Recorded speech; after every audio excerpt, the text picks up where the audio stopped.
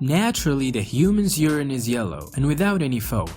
But there are many factors such as diet and medications that may cause a change in its color and even its look. Foamy urine most often occurs when the bladder is full, and this foam is also caused by a number of other conditions. Let's find out why urine foam is forming in the first place and how to deal with it. It is normal for us to panic when we see foam in the urine, but what we should know is that not all cases are serious. But actually only a few cases require a medical intervention. In fact, foam urine is becoming more and more common nowadays due to the dramatic changes in individuals' lifestyle.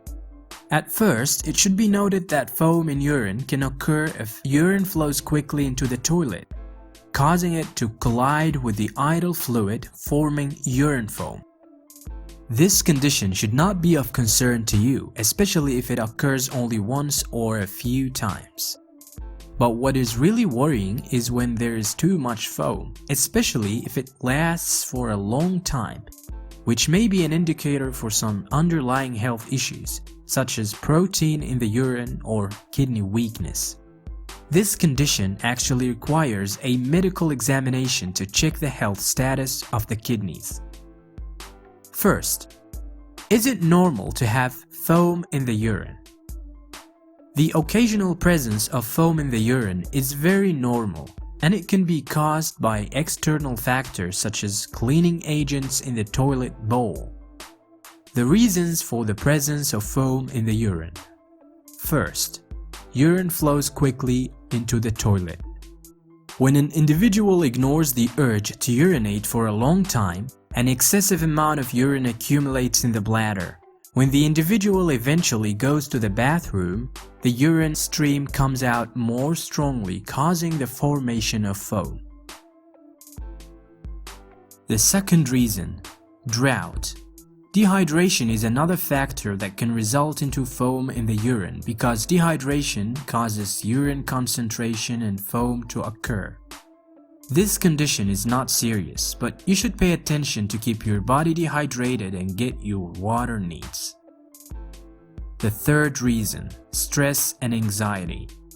Urine is also affected by stress because when the body is under enormous pressure, this pressure leads to hormonal imbalance as a result of the increase in the amount of albumin and protein, which should be present in the typical state at low concentration, which leads to the formation of foam in the urine.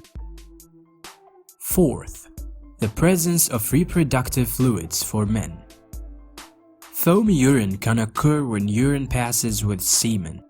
Usually an amount of semen remains in the urethra after the intercourse, and when men urinate after this process, foam appears in the urine. Fifth, the presence of large amount of protein in the urine. It is normal to have a small amount of protein in the urine, and this does not usually cause foam.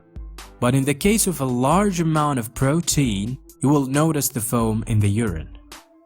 There may also be excess protein in the urine if a person has taken a protein supplement or is being on a high protein diet. Another reason for the presence of large amounts of protein in the urine is kidneys damage. In this case, urine analysis is the only way to know if foamy urine is caused by kidneys damage. Sixth, pregnancy.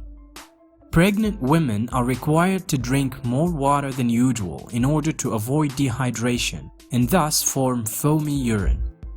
Foamy urine can also occur in pregnant women due to pre-eclampsia and subsequent swelling and high blood pressure. This condition calls for direct medical intervention.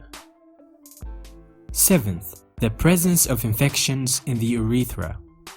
Urinary tract infection occurs when the tract is infected with a pathogenic microorganism.